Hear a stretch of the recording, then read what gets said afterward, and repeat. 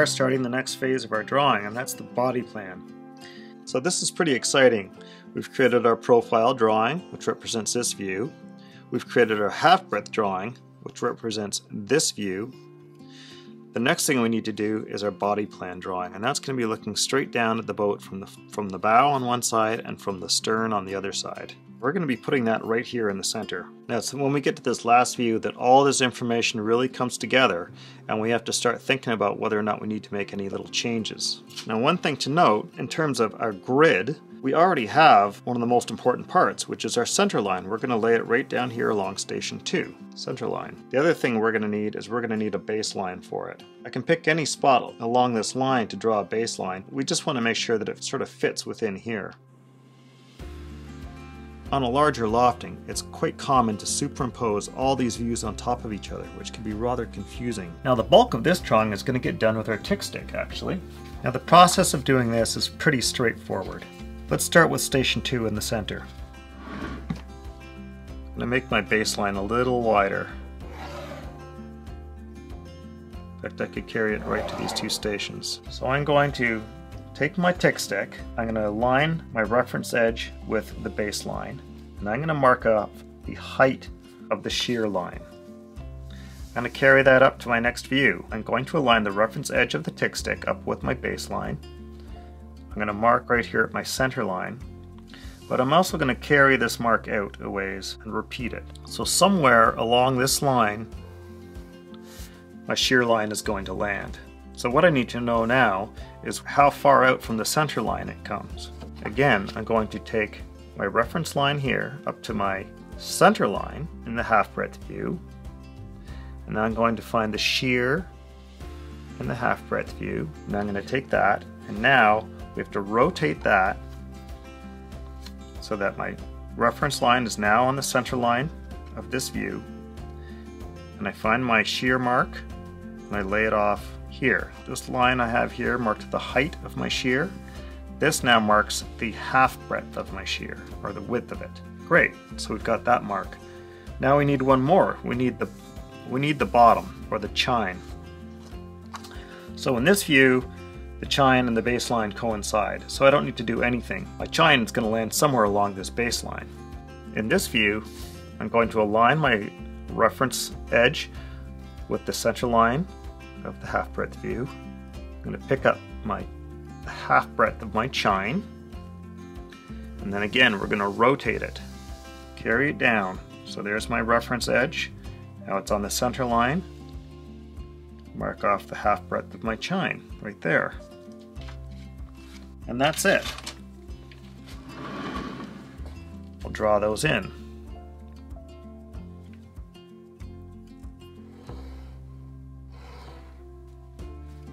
Just like that. Let's do the same on the other side. I'm going to establish a reference edge, which will be this edge of the card. I'm going to lay it on my baseline. I'm going to take the height of the shear, carry it up to the baseline in my next view. There's the height marked at the center. I'm going to carry it out along this baseline a little ways. Give myself another mark. You can eyeball where you think that's going to be, that's fine. I can just use my card to very lightly ghost in a line. And now I'm going to take my card on the center line, pick up the half breadth of that view. I'll rotate it this way. Here's my reference line, there's my half breadth. Then we'll repeat the same for at the bottom. The baseline is my reference, so that's done. I just need the half breadth. Take that, I rotate it.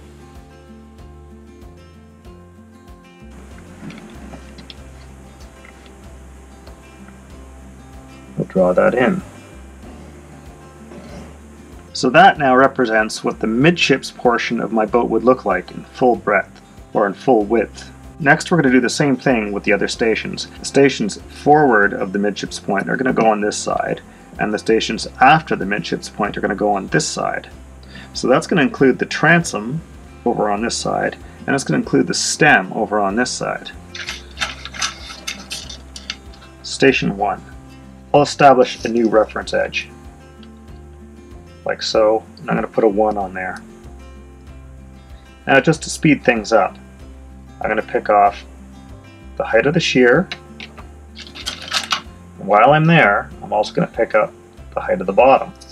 I can carry those over to my drawing. The height of the shear. I'm going to carry that out a ways. Now, one thing I know is that the height of my shear is going to be inside of this last station, so I don't have to go very far. I can eyeball it even if I wanted to. Somewhere around there. Then there's the height of my bottom, which is going to be there, and then somewhere out here. I'll ghost in the line while we're at it. So now we'll get our half breadths. Here's the half breadth of my chine or bottom, and I'm going to circle that for clarity because it's easy to get confused. And there's the half breadth of my shear. Again, I'm going to circle that for clarity. I'll bring them down here. And there's my shear. And there's my bottom. Now, what's nice about using a card like this is the corners are at right angles, so that you can use them a little bit like a square.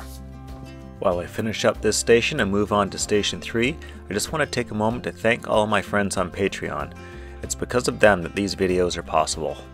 Join me on Patreon. You'll find a link in the description. Now we can move on to the rest of it. Now the rest of it are the stems and the transom.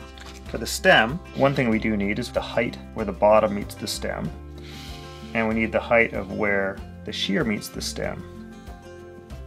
I'm going to carry those up here. There's the bottom. And there's the shear. Now we also need the half breadth of that, which is this dimension right here.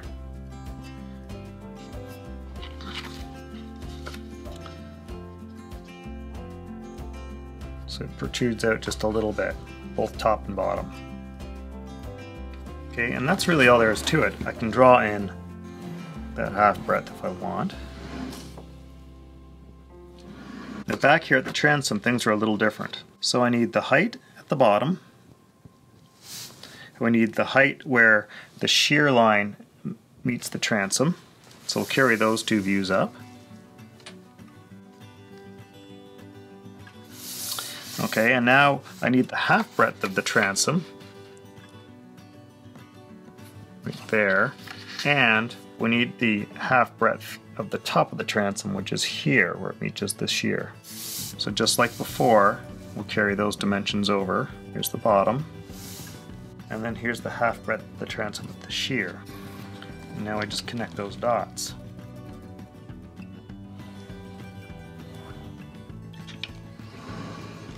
Now if you want to also carry over the full height of the transom, you just come over here and you pick that up off of your transom expansion.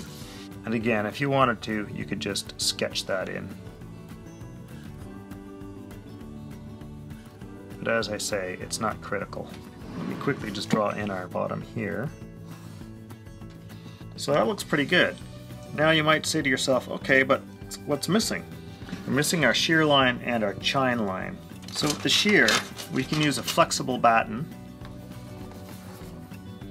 or we can use a French curve. I'll use the flexible batten. I'm going to run it the line on the inside. Now here's the thing, I have to hit these points right on the money. Sometimes these curves are a little bit extreme and it's hard to get your batten to quite take them the way you want it to.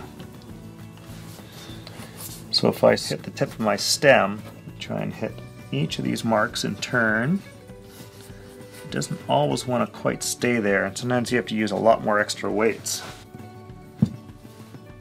There we go, that seems about right. So now I can draw that in.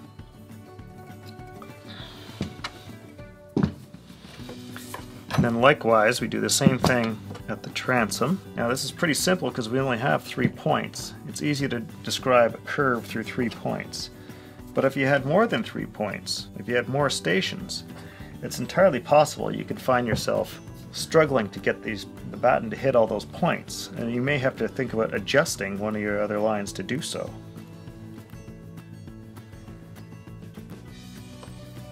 And just like we did with the shear, we can do the same thing with the chine.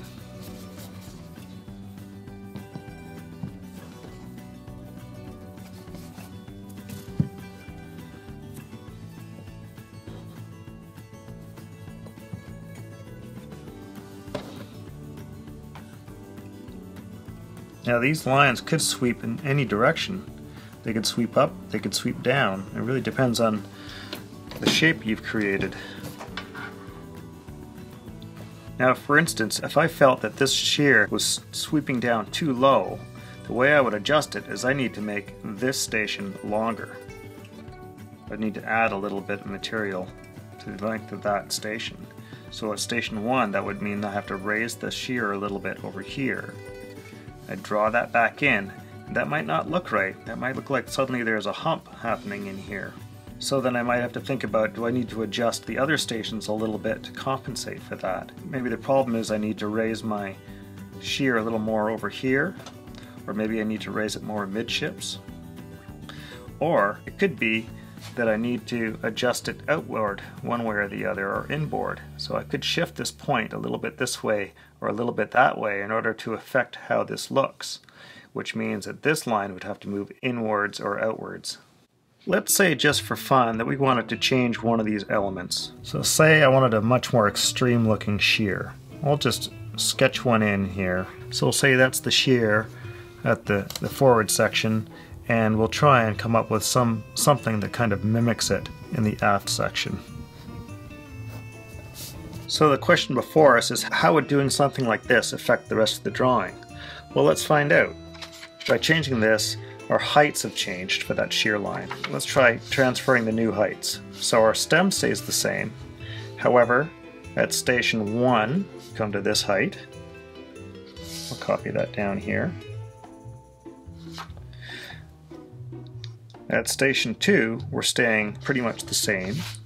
At station 3, we've got a new height, so let's carry that over.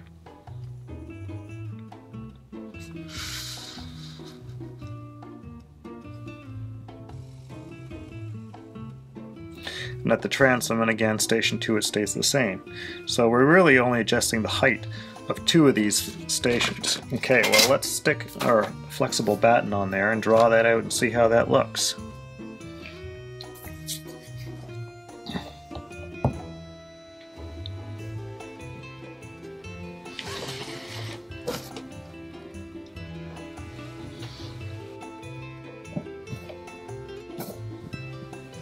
Now I'm just going to play with it a little bit, try and sweeten up that line.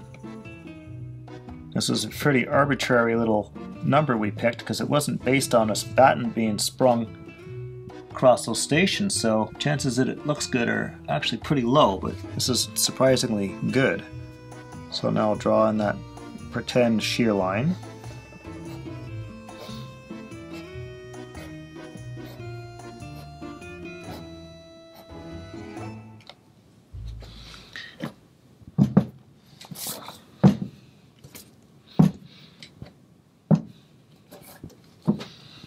So there we go. We've got a shear line that's now a lot flatter through the midships area, but then sweeps up more radically towards the ends. Now let's look at what it looks like in half breadth, because that's also going to be affected. So in half breadth, we're still the same at our extreme beam. We're still the same at the transom and stem. It's just the other 2 views. So let's pick up this little distance right here. We'll carry that over. And likewise, we'll pick up that distance at station number 3 and carry that over here. Okay, let's see how that looks. Now let's lay our ducks on there. Station 2 stays the same. Station 3 gets a new mark. Transom stays the same. Station 2 gets a new mark. Stem stays the same, and we've got to do a little bit of playing around with our sprung end.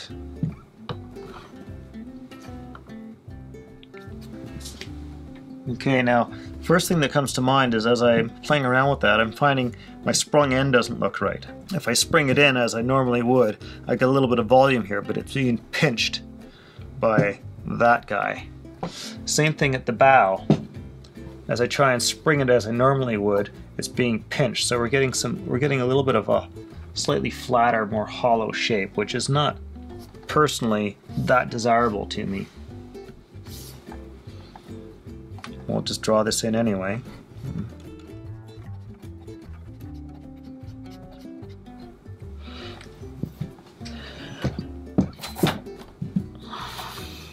So there we go. It doesn't look absolutely terrible. You could certainly build it. I don't find it as attractive personally, but that's a good example of how playing around with one line here affects the other two views.